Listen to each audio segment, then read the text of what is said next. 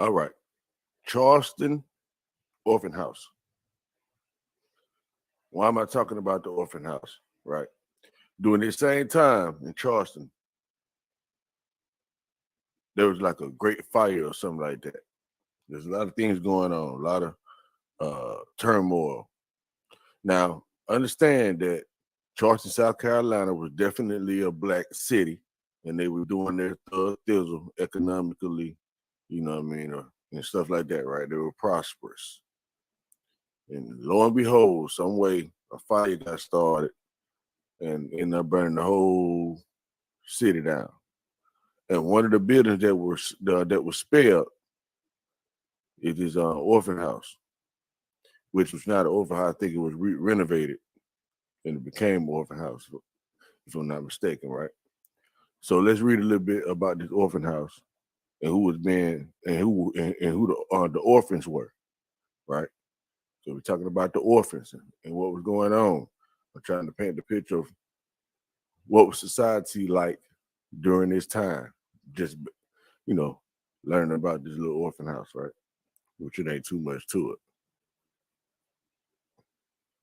Charleston Orphan House, the first public, and understand this Wikipedia, so you might have to do a lot of cross-referencing and stuff like that to, substantiate what you think and feel about this stuff.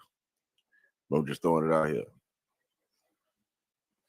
They say the first public orphanage in the United States was an orphanage in Charleston, South Carolina from 1790 to 1951. That's a long time, ladies and gentlemen. Hold on, let me find my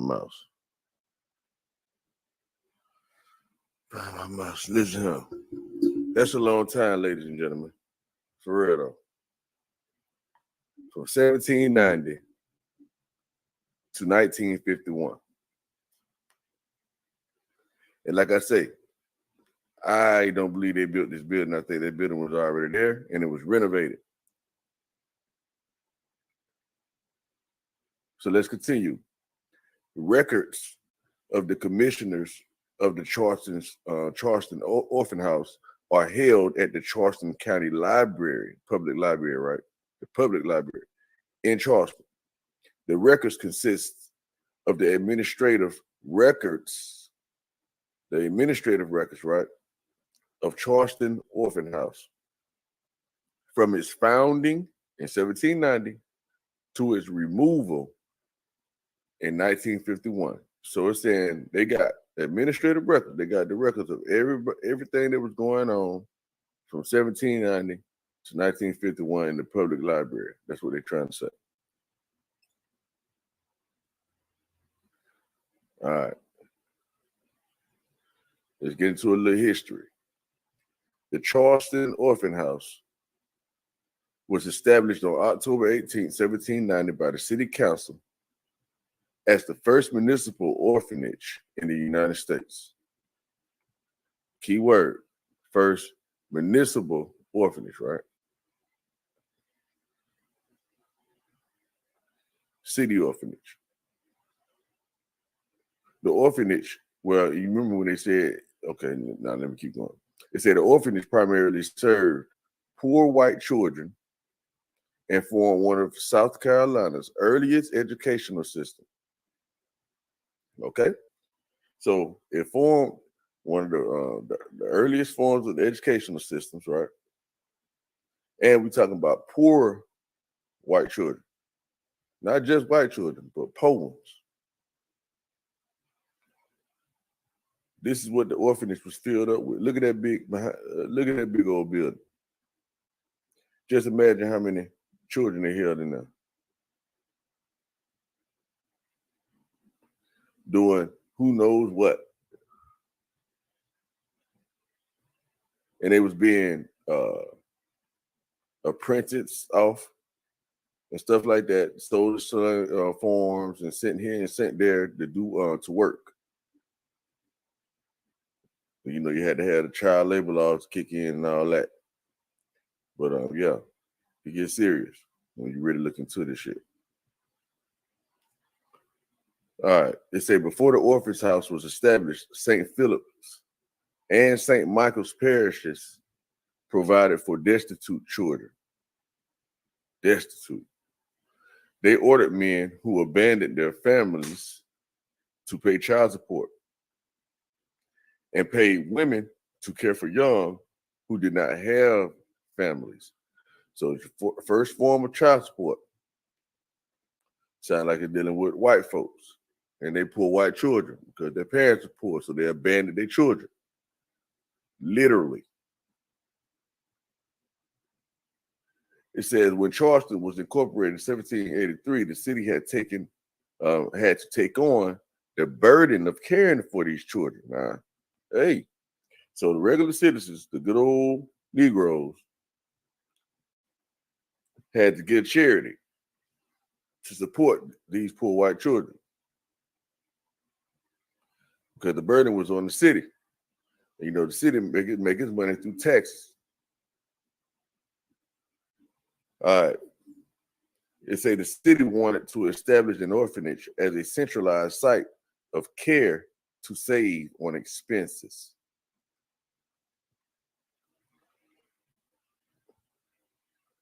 The orphan house also occupied Revolutionary War era barracks. Right? I don't hear about all that. Okay. Y'all get the point with that. So, yeah, the orphan house, poor white children, child support, all that type of stuff. Look more into it, get some more information if you would like. Let me see if I have anything else up here that I can just show y'all, though, just aside from this. So I can close out all this, what this is. All right, this is the Freedmen's Colony of Runakey Island. The Freedmen's Colony of Runakey Island. I know definitely a piece down here I wanted to show y'all that I remember. Okay, so Horace James.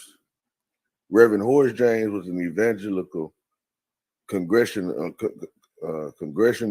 whatever, from minister. Y'all get what the hell I'm saying. From Worcester, Massachusetts. He was born to Galen James, a deacon, and his wife in the city of Medford. After studying at common schools, right, it's like common people, public schools, I should say, James attended Yale College, graduating in 1840. He went on to study theology, graduating from the seminary school in 1843. He first served as the pastor at a church in Wrentham, Massachusetts, beginning in November 1843. He married Helen Leavitt of Walpole, New Hampshire. We're going to get to the point I'm trying to get to. There's a little key in here I need to run off with and get more information on. Where is that?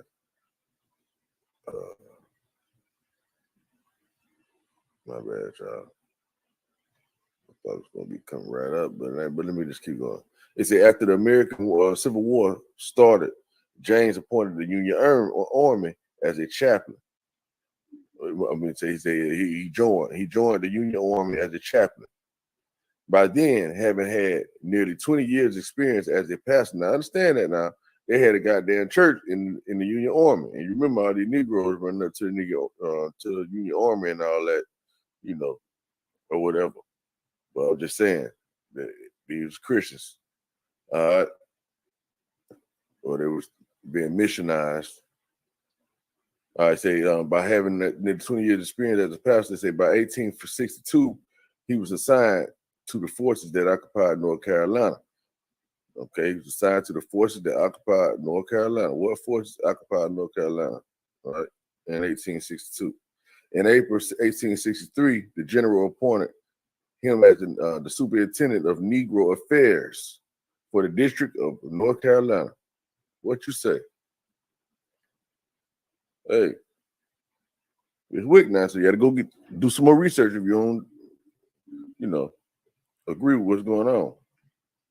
But as far as it's here, it's saying they were the superintendent of Negro affairs for the District of North Carolina. So this must be the people of North Carolina we're talking about. All right, it say he was to arrange for food, shelter, adequate clothing, and medical care for the many blacks in the area who had come to Union lines for freedom and refuge. Bingo, there you go, right there. Okay? So you come get good. We look out for you and all that, and then we let you know that God did it for you. Hit you with the Bible. Get all your information, see where you came from, all that type of stuff, so on and so forth. See, because I want y'all to understand that, like I said, it was a great fire had went on and all that type of stuff. So these people had to get gone. They had to get up out of Charleston and all that stuff. And so a lot of people that went to the Union or the United States, whatever you want to call it, whatever, they did this out of desperation because they didn't have no other resource. And then, for us, I don't want to get too deep into that, but I just want to kind of, I should close on the point though. But for, in order for everybody to have privileges, and it's what we call United States, it was due to the so-called Indians allocating the land to the government for our use, right? We just say it that way, right? For layman's terms, even though it's a lot of shit I can straighten out in that. But the main concept is what I'm trying to get across. A people allowed another people to use their land for their benefits and in return for protection and stuff like that, right? So in case of a natural disaster, you got FEMA to come look out for the people in natural disasters or whatever. This was one of those calls, basically like a natural disaster, so to speak. It was detriment, but the government need to look out. It wasn't necessarily a natural disaster with the fire deal because they say somebody started fire or whatever, but who the hell really knows, right? But the thing about it is that they needed refuge. They needed a recourse. And so they went to the Union in order to receive it, to receive food, clothes, and shelter. And I guess the church or the ministry was in place to deal with the mental aspect of how people probably felt. Probably some people that were pissed off and very mad, man, about losing all their stuff and all their belongings and their estates, so to speak. And then that's when you get the freedmen thing get set up and all that type of stuff. I don't know for sure. I can't remember the dates that well, but I can imagine that's what ended up happening as a resolve for a lot of these people that was in these dire situations. It wasn't only in Charlotte. There was things going on everywhere. And so you had the Freedmen Bureau and all that. And that ended up going down. But yeah, I don't want to make it too long. But yeah, y'all see where I'm going with this here so far, right? But I don't think I got to the point I was really trying to point out yet in this part. Okay, so it's after the American Civil War started, Blood Squad, the Union Army chaplain, occupied North Carolina, freedom and refuge, right? They went to the Union line for freedom and refuge. They say James believed that that a lumber industry would help to run a key colony grow and become economically self-sufficient. He had a sawmill built on the island so that the lumber would be processed and sold to the government, okay? So now they contracted with the government. These people set up a contract, going to do this lumber thing, will be self-sufficient, and we're going to sell the lumber to the government. Or was it set up like that all along?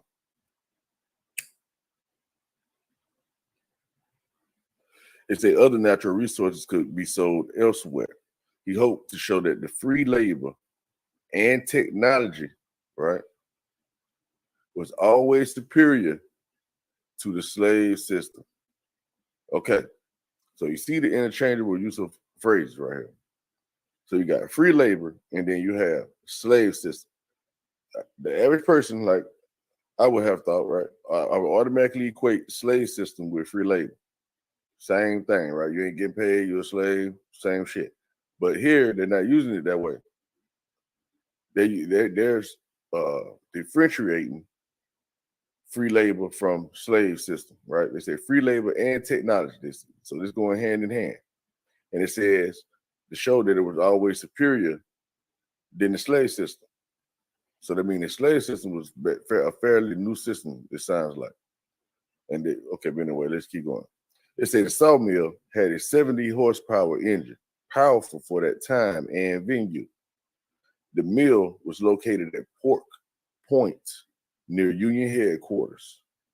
A Union station on the island described it in 1864 as a first-class affair, like most anything belonging to the government. So basically saying anything government put in on basically turn gold, what it sounds like they're trying to say to me. But the government ain't anyway. They say James intended to arrange, because think about who was in the government, who was in the union and all that. All right. He told you he was crossing the line and shit. And I know who invented everything and how much stuff, how many inventions got stolen and all that. So we got James intended to arrange for the freedmen to get some of the lumber so they could build sturdier cabins than their traditional split pine one-room structures. So basically, it sounds like to me they're trying to imply that the government set the shit up and gonna help them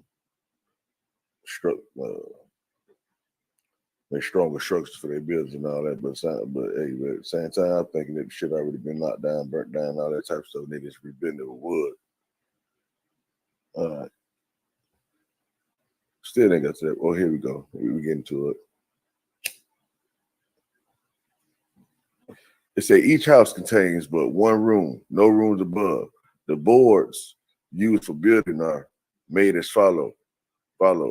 They cut the pine tree straight, okay, so forth. They teach you how to build a building or whatever. But right here now. All right. They say James advocated a new social order in the South. That's what caught my attention. New social order. So y'all know we're in a social construct. We are in a social construct. So when they say new social order in the South, it goes right into what I've always thought when I look into shit. I was like, hold on, man.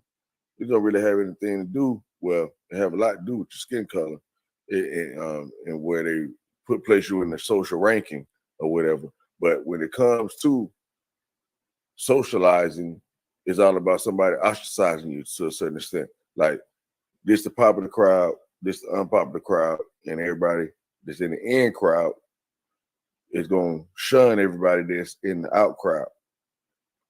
And so that's how you create a power structure,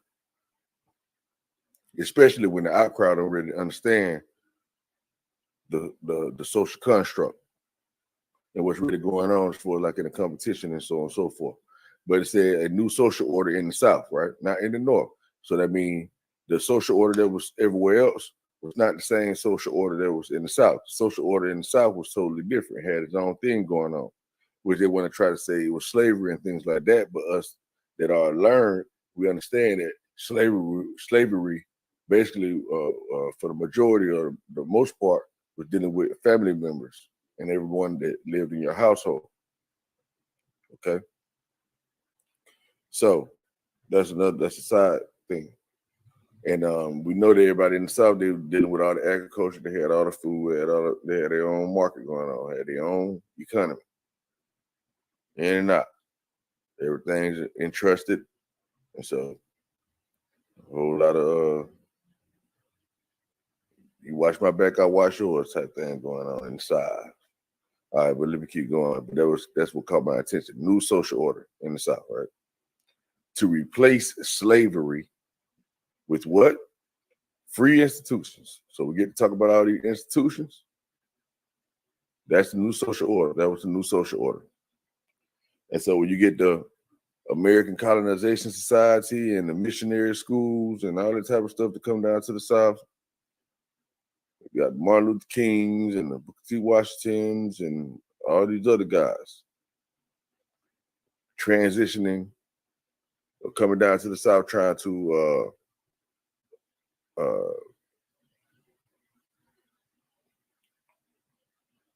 uproot the customs, the traditions and customs that was already going on. I wouldn't necessarily say Martin Luther King and all that type of stuff. But I would say that was the agenda for the higher ups. Let me put it that way. The agenda for the higher ups was to disrupt the way of the South. That was the mission of the North. So whether people was used as puppets or not, and all that type of stuff, that or they were true, or they were knowing agents, that's a whole other story.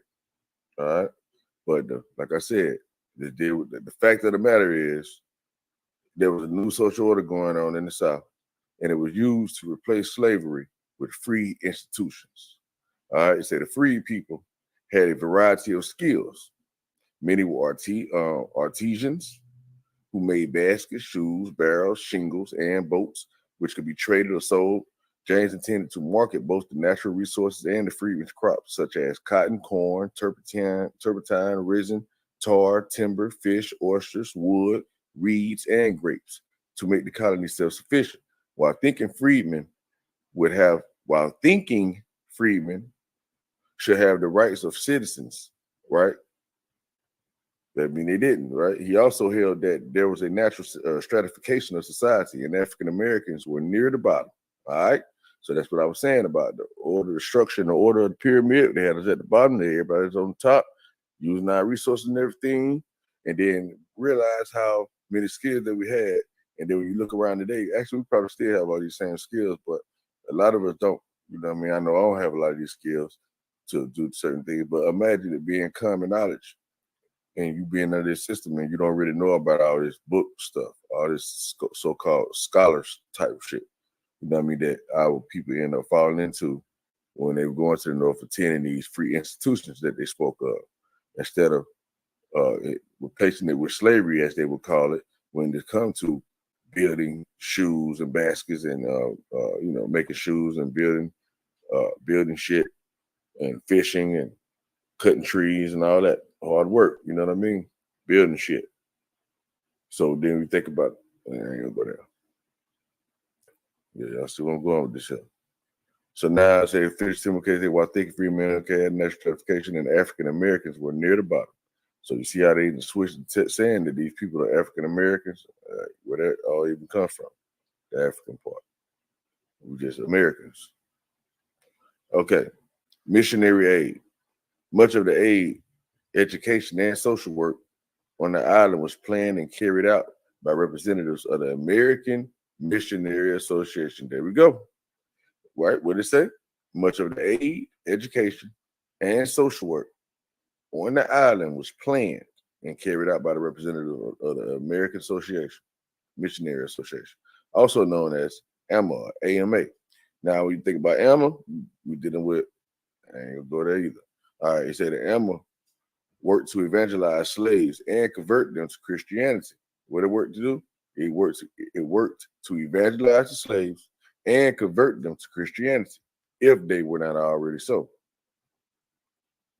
They sent missionaries to Roanoke Island to aid the colony through education, medicine, food, and religious services.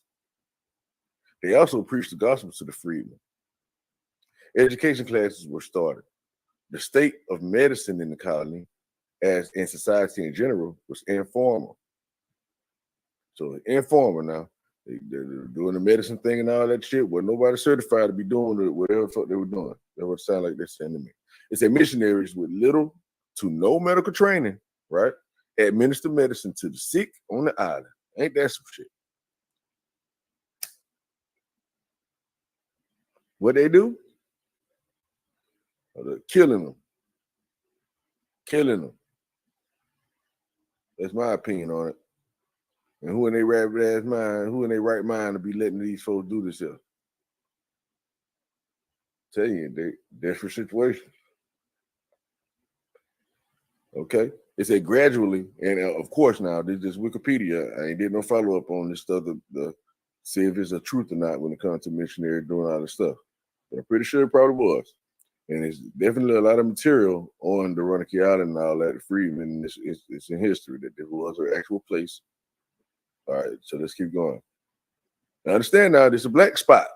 It's the freedmen, so-called black, so-called dark people spot. You got these missionaries coming in, doing all kind of stuff. Is that gradually they learned the adequate dosages in which medicines applied to certain diseases. They say there are no excuse me, no antibiotics or vaccines.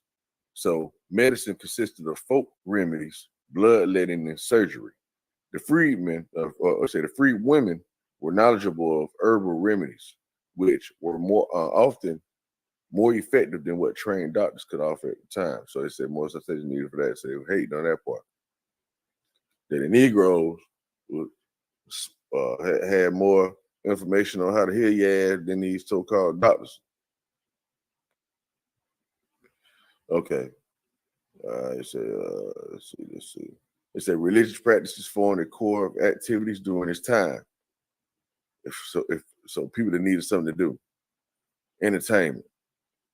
That were the religious practices for. They say missionaries held Sunday schools each week, often taught by the same teachers who led reading and writing classes during the week. Monthly Sabbath schools, monthly Sabbath school concerts featured students singing hymns and reciting passages from the Bible. Sunday evening worship services were well attended by the freedmen. That's another thing I want to point out. I think a lot of us dark people that's been here from time immemorial, we began to learn this new form of English through learning the Bible, the scriptures. That's when we learn how to read and how to and learn their English. That's what I think. You know, many of us say that we was already speaking English and all that, which probably is true. I'm not saying that's not true, but I know for sure a lot of us wasn't speaking English. We didn't know how to speak English. We didn't know how to speak the European language, and many of our people back in the day learned how to read because of the Bible. That's just my take on it. I could be dead wrong. All right, but I just wanted to throw that out there for my own brain.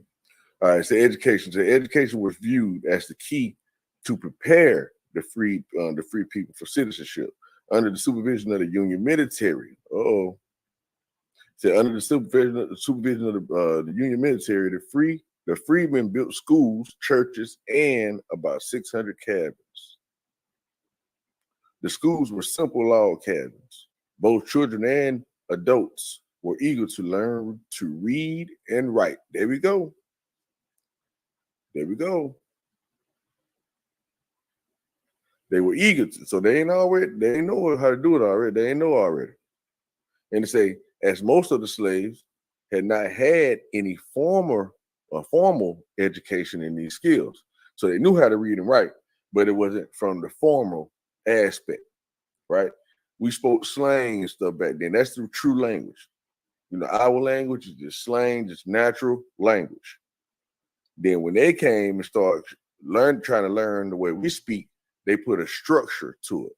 They formed it. You understand what I'm saying? So that they can break it down and get it. But it wasn't necessarily in the way that we do it, but that's the way they did it, which ended up being a language for them, which, you know, their form of it or dialect of it that they operated in. So in order for us to be, so in the case for us to operate with them, we had to kind of learn their dialect and how they were speaking as well. You understand? Again, that's just how I'm seeing it. But they definitely telling you that they were eager to learn how to read and write. And they say most slaves didn't have no formal education, but they didn't say they didn't have no education, period. Right? It was just informal. It didn't mean that they didn't know how to read and write. They wasn't formally educated in these skills. Right? They say missionaries, mostly unmarried women, teachers from New England, okay? New England. So we're talking about England. We're talking about New England. I want to say that's like New York and shit, wherever it's at. But we know it's in the north, New England. And they say that were the prime teachers. The prime teachers came from New England. Unmarried women. I don't know why they point that out. Mostly unmarried women teachers. So they're trying to say they were getting it in with a lot of the Negroes down there. Because we always talk about how the white man take advantage of the black women or whatever. But what about the cases where the white women get pregnant by the black men? Because I think that's what's going on a lot. And that's why Negroes started getting hanged for being with these white guys. And white boys so jealous. But okay, let me keep going. The one thing about a woman, they're gonna call like they see it for the most part. Because they emotional. They ain't going with that logical shit. Like, we can't say this because on logic it's not gonna equal up or equate to be this. You know what I mean? Women is like, no, I like them niggas. That we see they running things and they got it going on. We ain't going with no plans, talking about they ain't, and they stupid and they can't do this and do that. That is a lie. You know what I'm saying? Type thing. But again, that's my opinion. That's my opinion. Okay. So it's their first teachers in schools, all right. So in October 1863, Elizabeth James arrived in the MLK, was a cousin of the Reverend James, and had experience as a teacher and a principal of school in Milford. Okay, 64, she founded the Lincoln School in Camp Foster. She noted the students and intense desire to learn. See, right, what she noticed? She noted the students had an intense desire to learn. So Ella Roper opened the Whipple School, which had a roster of 200 students. In March 1864, Samuel Nixon started the Cypress Chapel School. All these schools, basically religious-based schools, like a lot of them are right now today. Although the facilities and supplies were limited in each case, the Freedmen's eagerness to learn kept each classroom filled to its utmost capacity. So it became a business. Decline of the colony. Now they calling it the colony, right? It says the number of freedmen grew to 3,900. The colony had difficulty in providing housing. Calling it the colony. Y'all hear this now. It already was called the colony. They run the colony, whatever, but it was freedmen. Freedmen, okay? And it was after the so-called, I guess I would suppose, well, no, the 865. Okay, let me keep going. It says sanitation suffered, and the island, as there were no systems to handle it.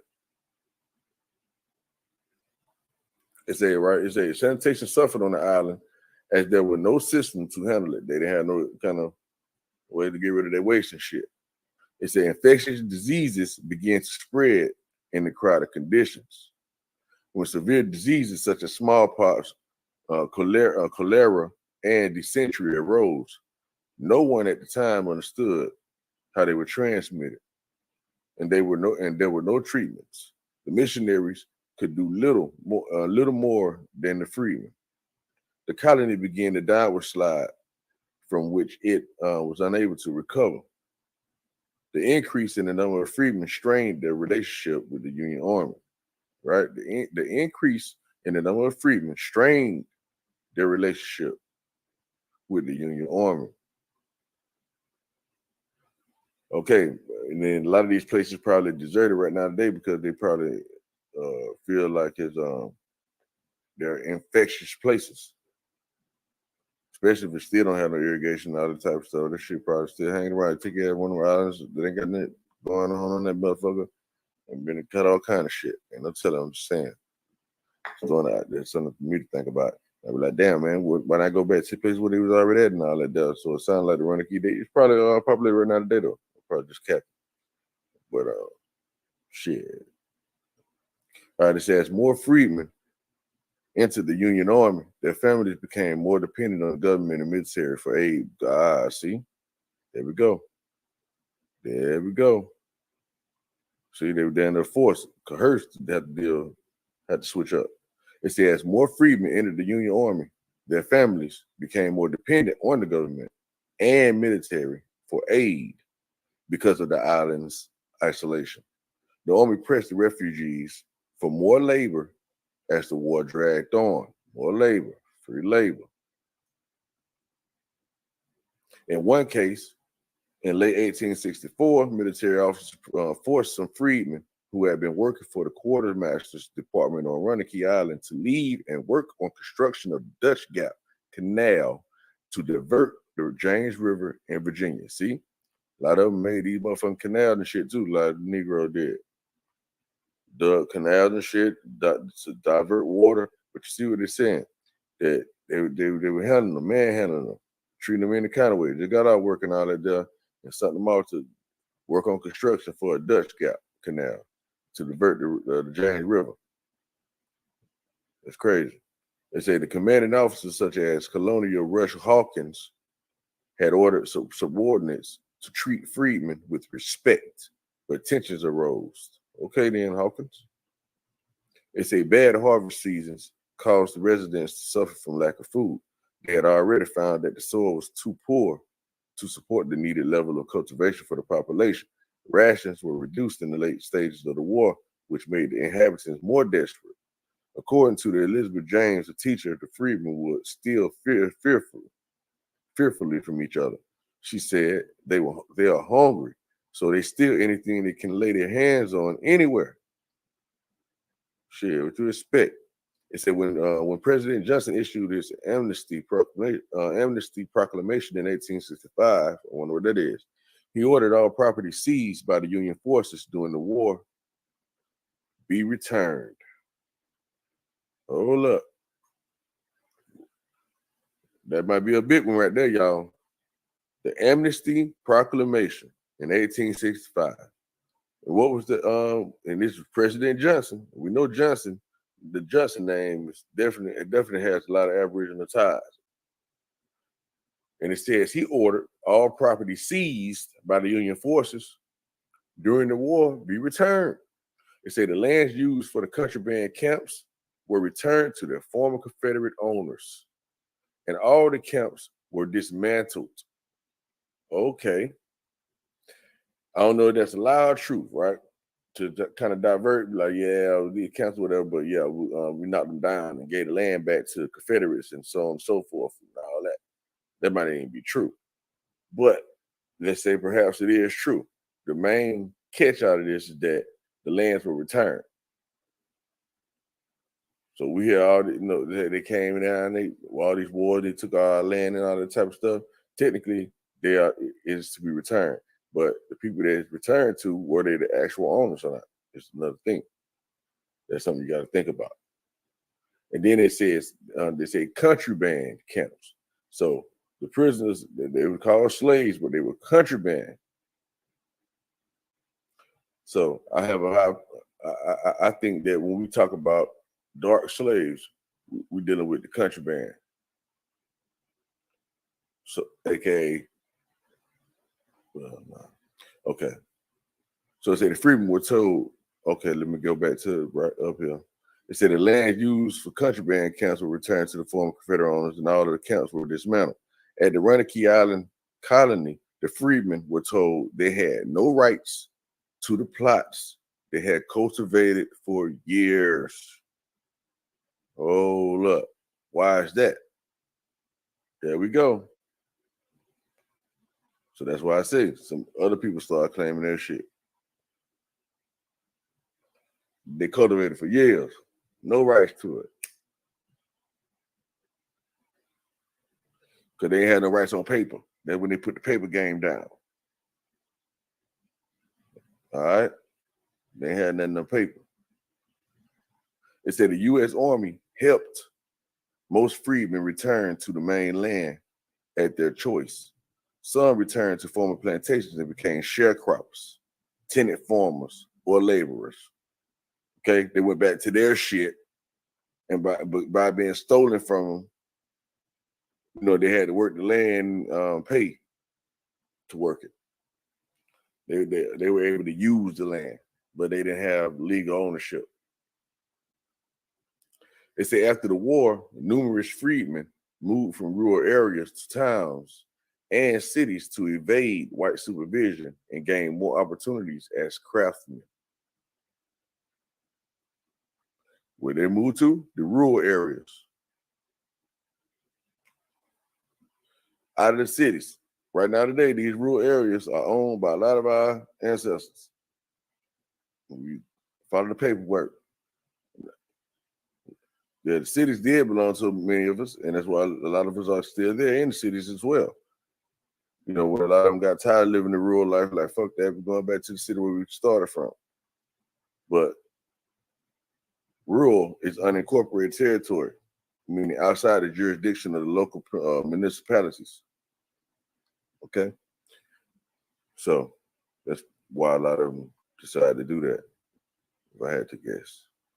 Say numerous transcribed letters by Horace James and the missionary teachers, as well as some of the freedmen, may be viewed at the website documents. Okay, Runakee Island Freedmen's colony. They express vividly the conditions of the freedmen in the colony. Understand that now? Okay, so now it got me thinking: was 13 colonies dealing with this kind of shit or what?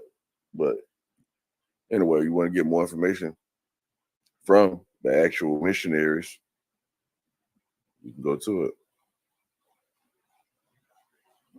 I think that's some pretty good information. We'll get deep into it. But yeah, there was by the Horace James guy. It was the Freedmen's Colony of Runakee Island. And like I said, of course, they got all kind of information that you can go into. See, say contraband, American Civil War. Contraband was a term commonly used in the U.S. military during the American Civil War to describe a new status for certain escaped slaves or those who affiliated with Union forces. In August 1861, the Union Army and U.S. Congress determined that the U.S. would no longer return escaped slaves who went to the Union lines. What they say? Slavery, right? They say U.S. Congress determined they meant business, right?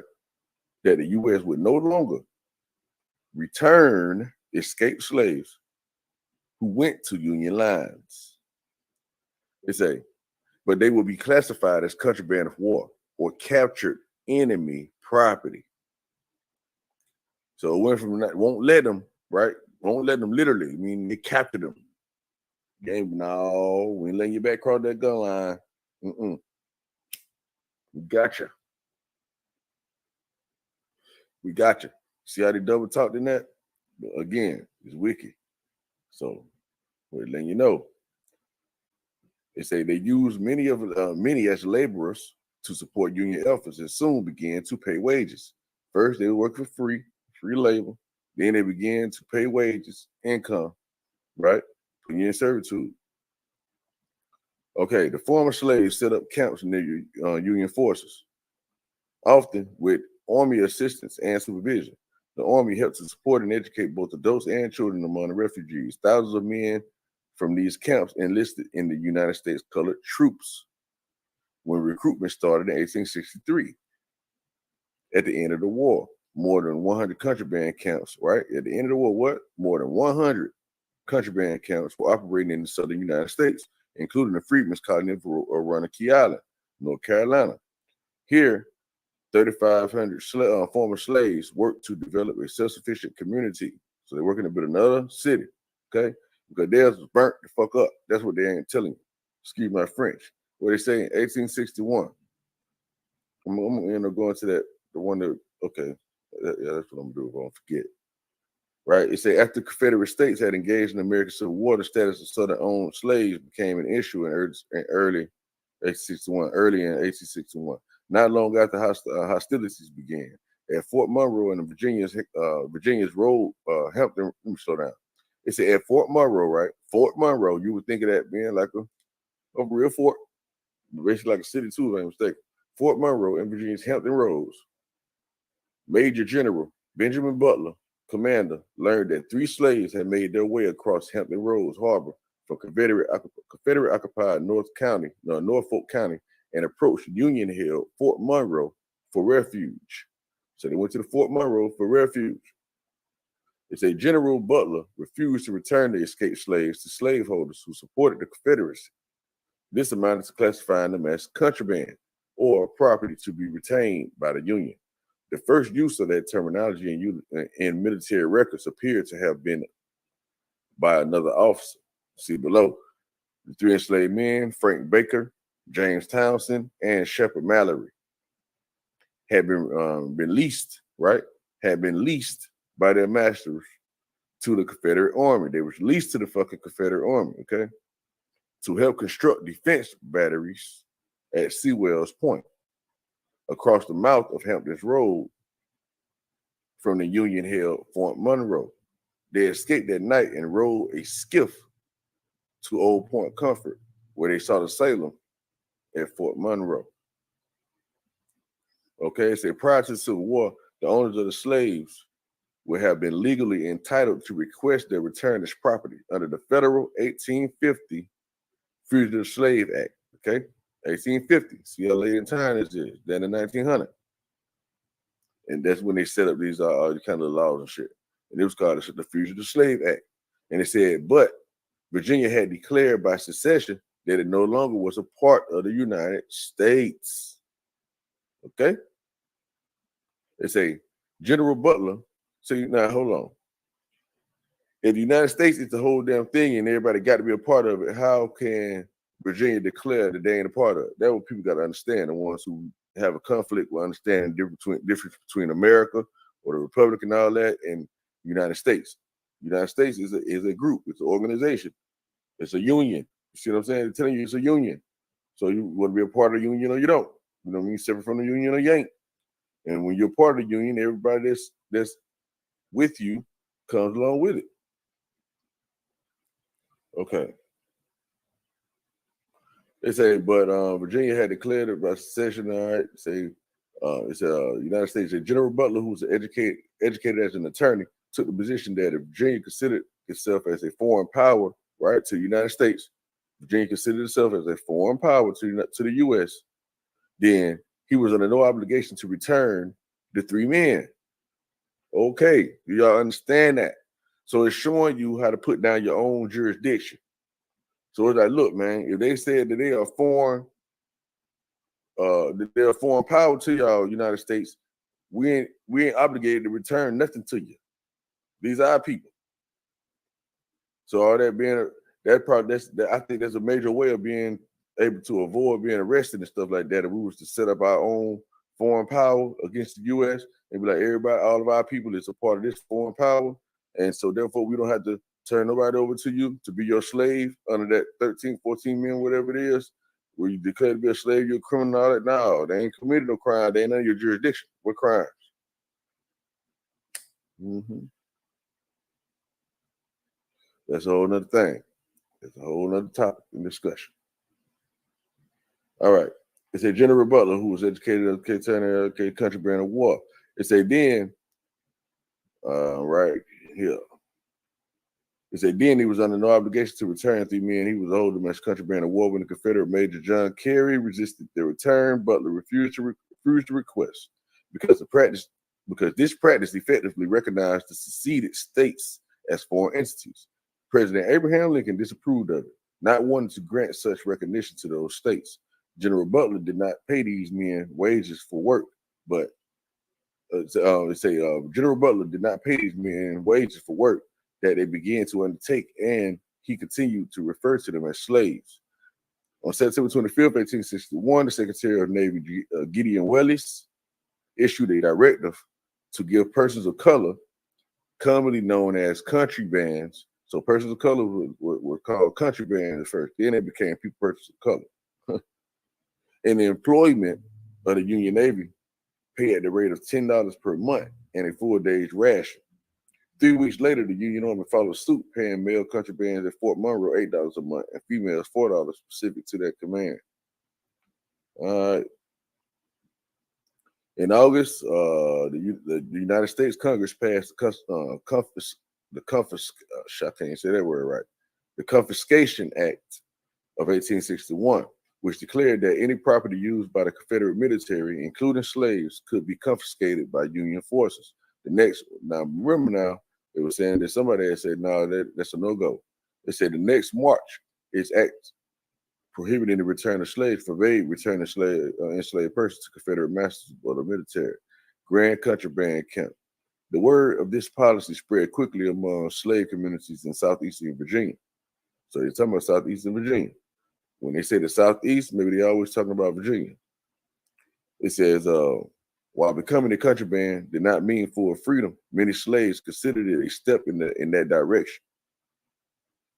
The day after Butler's decision, many more escaped slaves found their way to Fort Monroe and appealed to become contraband. As the number of former slaves grew too large to be housed at the fort, the contrabands erected housing outside the crowded base from the burned ruins. What did it say?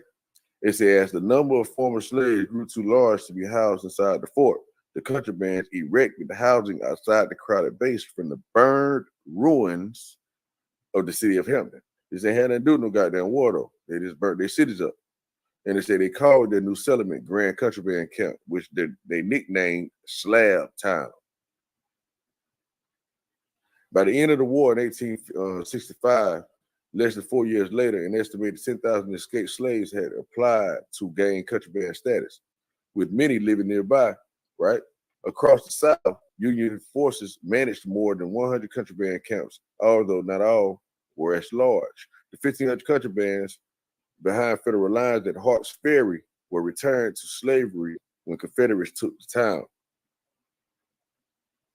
From a camp on Roanoke Island that started in 1862, Horace James developed the Freedmen's Colony of Roanoke Island, 1863 to 1867. Appointed by the Union Army, James was congressional chaplain who, with the freedmen, tried to create a self-sustaining colony at the island. Excuse me.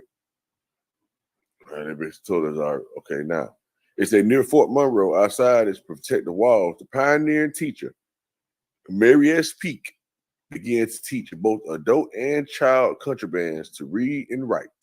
It said she was the first black teacher hired by the American Missionary Association,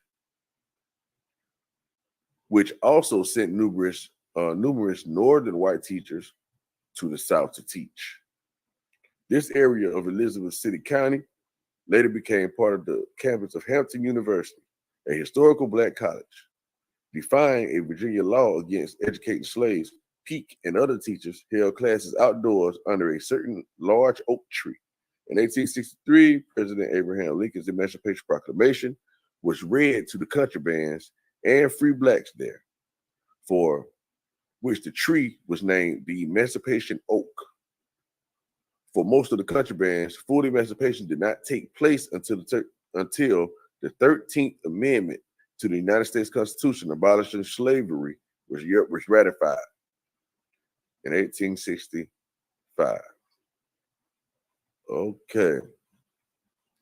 So they was talking about all the great fires, the fire and all that type of stuff. But their cities was burnt up. These folks ran out of their town. Let me see something so I can pull it up.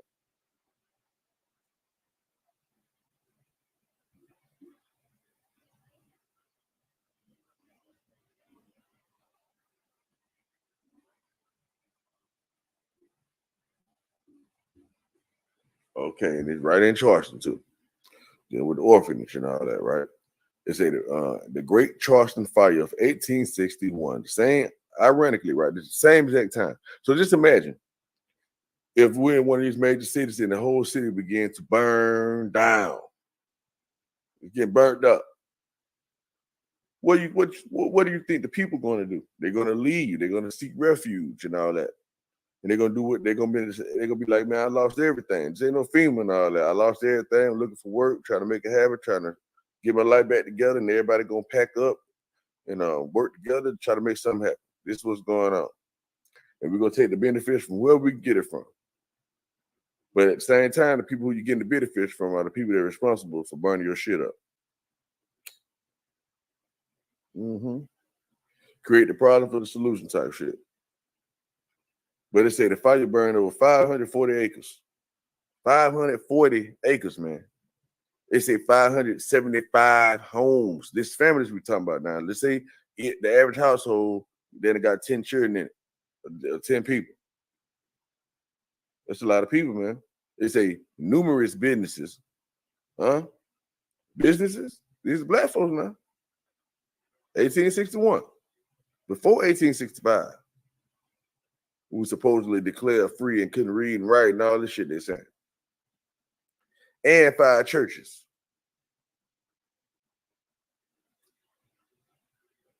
They say the cost in property was estimated to be about $5 million. But hey, listen. So I see my point. I'm just trying to connect dates for you. That's all. They say fire is the friend of no city. In Charleston, it has been often. It was often. It has often been a menacing enemy. It said conflagrations destroyed neighborhoods in 1740, 1778, 1838, right? And of course, 1861. But look at these pictures. All these from the fires. Look at that. All good all the way out. See right through the motherfucker. All that work, all that labor that the Negroes had done. The city was dismantled, abolished, deconstructed. So that's when you go through the reconstruction. You understand? Crazy. All right. So now we got that cleared up. Now connecting these dots. We got Fort Monroe. You see that? That's basically a city on the goddamn water. What it look like to me. Okay. Right here on the corners. Where is that? Right here. Right below. Boom. Hampton, Virginia.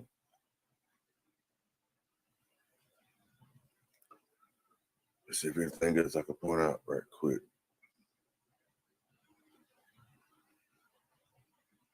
Yep.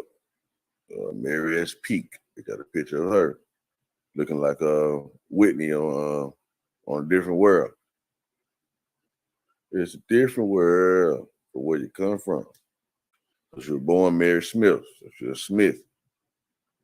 Came Kesley. And a Peak. All right. So it's crazy how everything be connecting together. And you got the American Missionary Society. You got the Negroes and the whites all together, plotting against Negroes. You let me tell it. Trying to bring them into the new social order, so to speak. Let me just say it like that. They needed us to corroborate with their system. So that's what the American Missionary School is all about. And you know, they call it the American Missionary. Okay?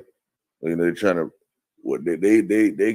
they decide to determine what they call American culture. And their job was to teach everybody that culture. And it was based under the principles of religion. That's how it's looking.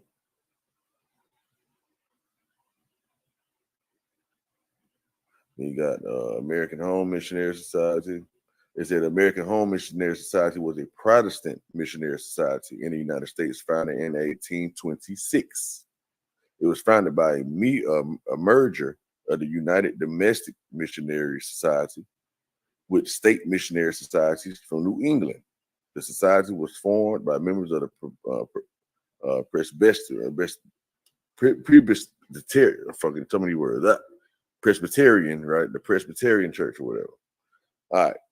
But yeah, it's the American Home. These are the Protestants. We know the Protestants was largely the Negroes from Europe and stuff like that.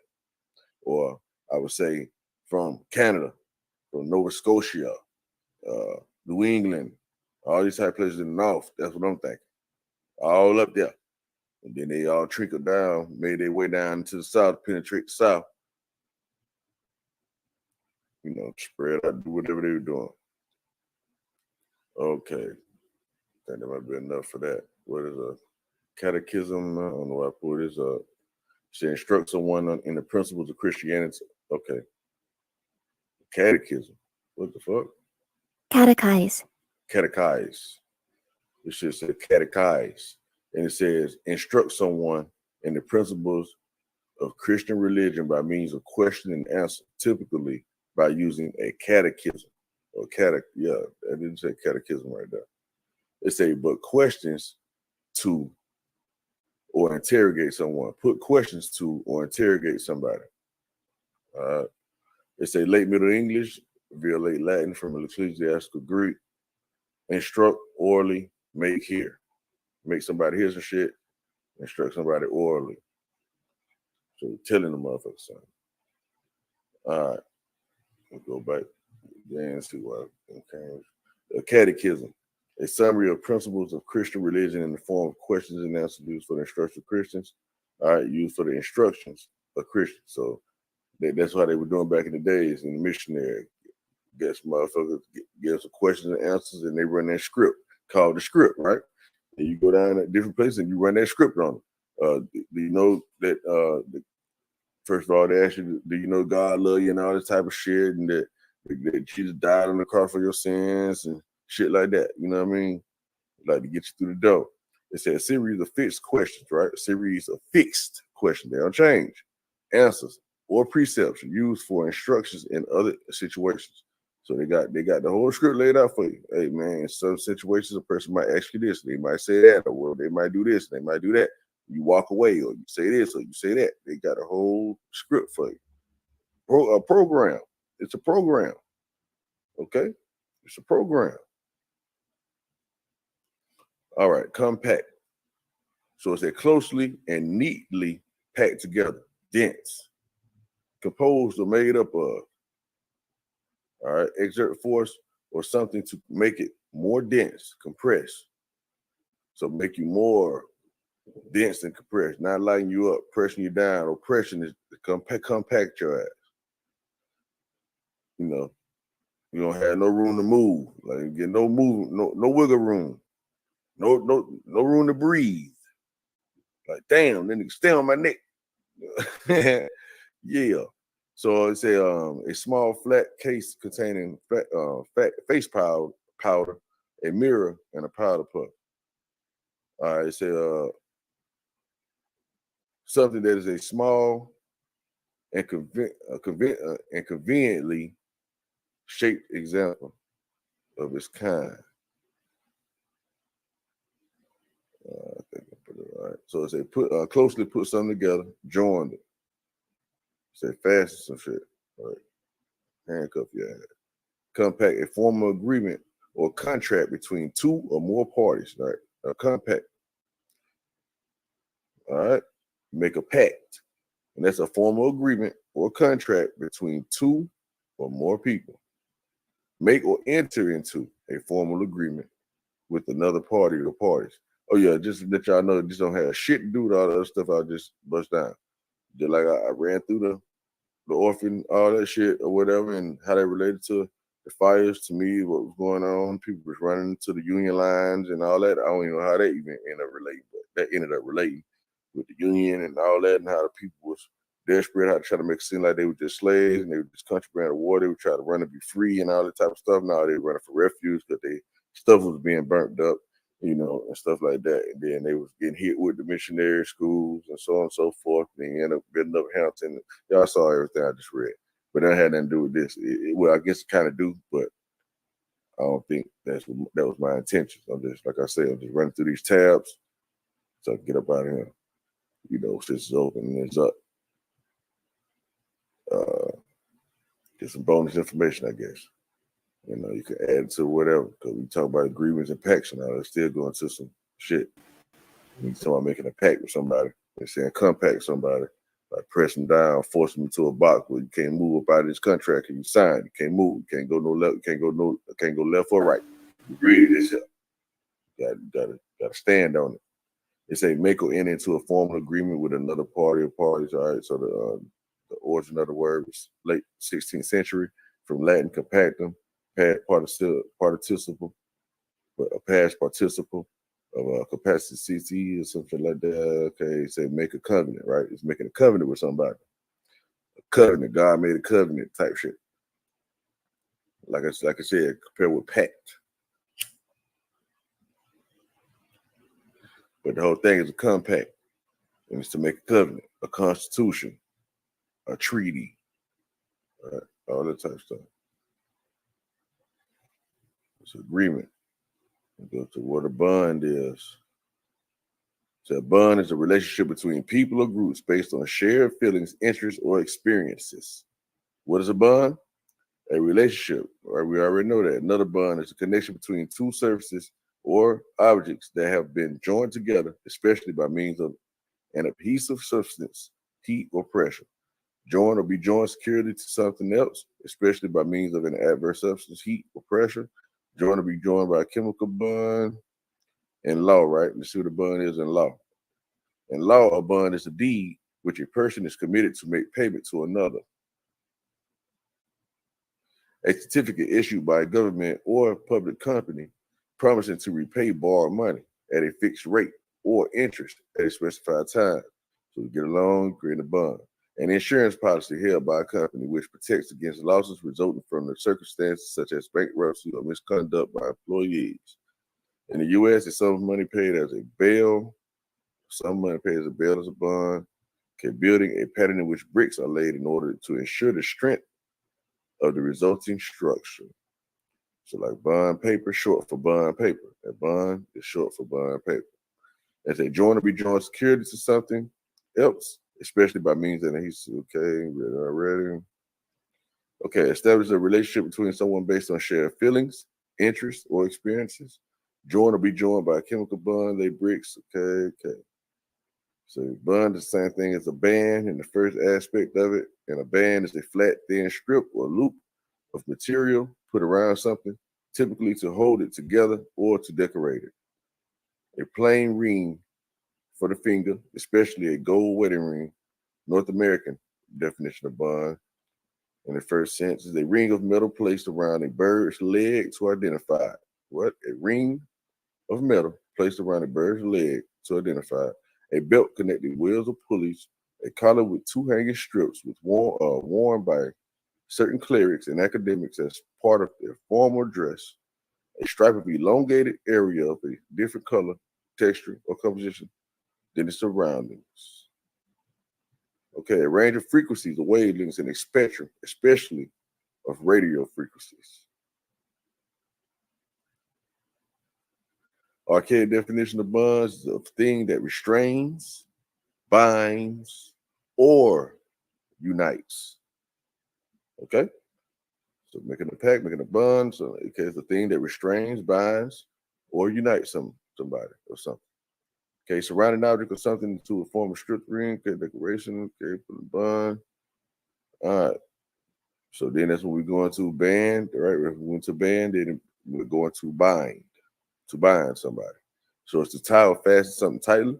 It's to restrain someone by tying their hands and feet, wrap something tightly, bandage a wound, right, of an object being encircled by something, typically metal bands, so as to have greater strength, cohere, or cause to cohere in a single mass, cause painting pigments to be smooth, medium, okay, say chemical bonding, cause people to feel united, right? Cause people to feel united and then bind. Impose a legal or contractual obligation on. Impose a legal or contractual obligation. Impose it. It's a bind. Put you in a bind. It's a be hampered or constrained by formal definition. It's make it contractual or enforceable enforceable, my bad, or enforceable undertaking. Make it contractual or enforceable undertaking.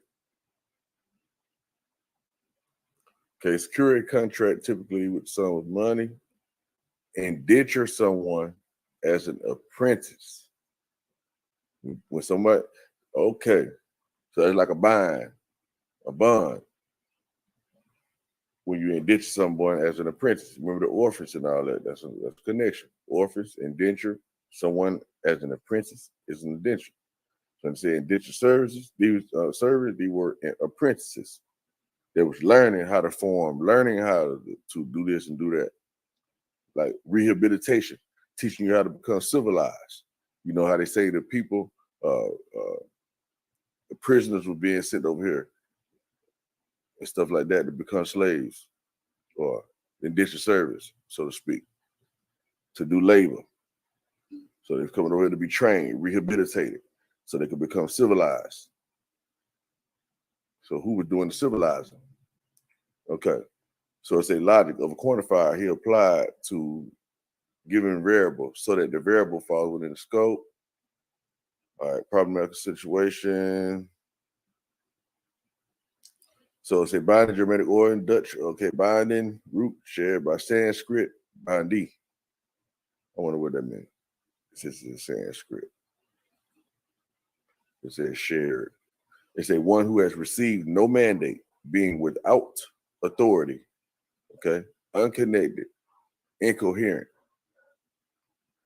Okay, so like, nah, ain't no free people. Gotta get you being under authority, being a part of a mandate. All right, like I said, the Constitution, the contract. Okay, say binding, bond, arrest, capturing, putting together. Okay, let's go back to us. I got open. Chesapeake Bay, 1700s.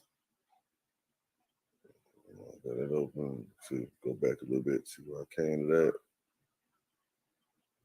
After looking into Chesapeake, it looked like. So Chesapeake, the bay is the mill get separated by the Delmarva. Oh, what the fuck? Delmarva. Why are you saying Delmarva Peninsula? That's like a Indian word, ain't it? Hold on, let me see something. Let me see something. Let me define the marvel.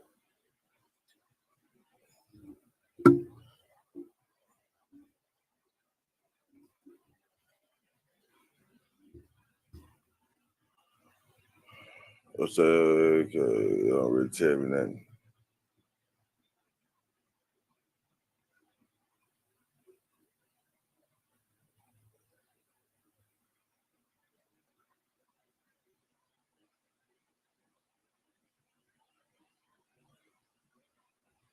Trying to see what I might look up on. All right. Anyway, I ain't finna go into all that. I don't like nothing not coming up immediately, so someone like to search into. But that word seemed kind of odd. All right, so let's go to I got Powhatan, Virginia map, 1700. Yeah, because y'all see a lot of stuff going on in Virginia. They're talking about Southwest. All right, so 13 Indian tribes that got up for a reason.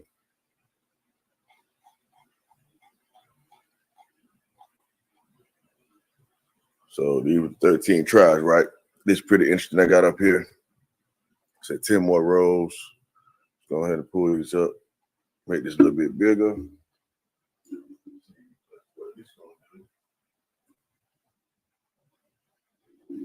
It's gonna connect the people that the people that were saying they was already here, they called Native Americans or whatever, with the colonies that they came to. So because I want y'all to get this, that these like the colony, let's say the colony of Connecticut, right? There were still Mohegan people living there. So you got different types of people, different types of jurisdiction going on. So they're like, nah, I'm Mohegan. I'm not with y'all colony or whatever. You don't have no jurisdiction on me. Or nah, I'm with this hill. So I don't know if see, that's another thing. See, because I don't know now if people was leaving out of the colony of Connecticut or whatever, if they were able to be transported, like the people on the outside, like the Mohegans and all that, with a slave catch basically, like what you doing, what your ass doing over here, you know what I mean? Then they strap them up and take them back to the colony or whatever, you know what I mean, stuff like that. But on the other hand, I think that the indigenous people, the native people, had free reign to go where they please, including to the colonies, when they still had no jurisdiction over them. Okay. All right. So you had Connecticut in connection with the Pequot or the Mohegan. You know, they say the last of the Mohegans, huh?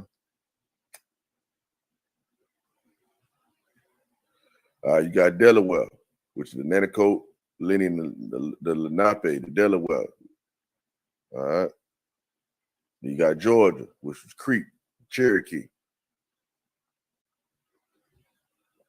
Maryland, Convoy, Satigue, and Susquehanna, etc. Or something like that. So Massachusetts had a Wampanoag, Nauset, Massachusetts. All right. Maine had the Micmac, Abenaki, which sound like the Akanaki to me, Akanaki Jews and shit like that. That they was clicked up with the people in Maine, the Micmacs, the Abenaki, Wabanaki. All right. I think that's basically where they first hit at, around Maine area. Say New Hampshire, Penacook, Abenaki, same type area of people. Okay, then you got the Lenape, Delaware, dealing with New Jersey, just had them dealing with Delaware up here, same thing. New York, Iroquois, Algonquin.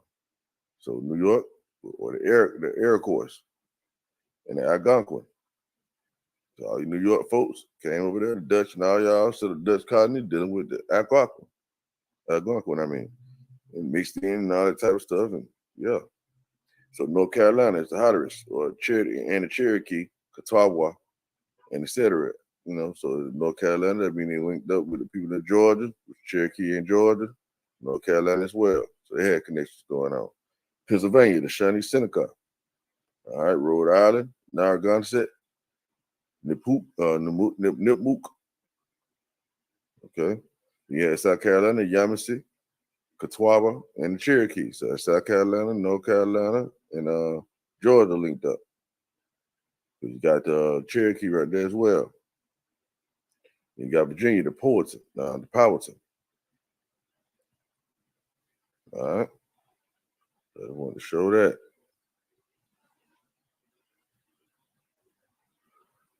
Okay. Define a colony.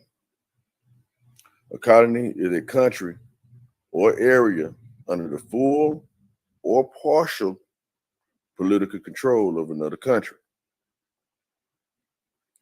Typically a distant one, and occupied by settlers from that country. Okay? So it's a country or area. So they was in certain areas, they was allowed to have political control over their folks that they brought here. Okay? So in other words, they also calling the colony a territorial possession of holding, dependency, province, dominion, protectorate, settlement, outpost, tributary, and fief. Okay. Now it's also a group of people of one nationality or ethnic group living in a foreign city or country. Okay.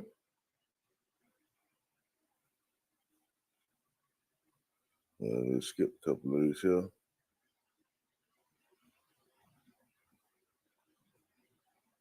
Go back.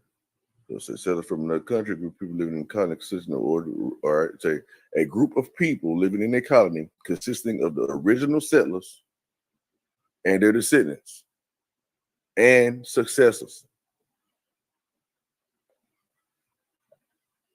All foreign countries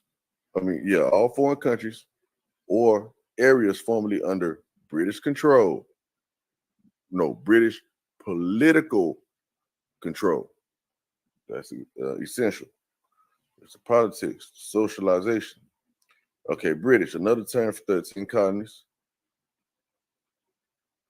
A group of people of one nationality or ethnic group, read it already. Say a place where a group of people with similar interests live together. Similar interests, group of people, the colony.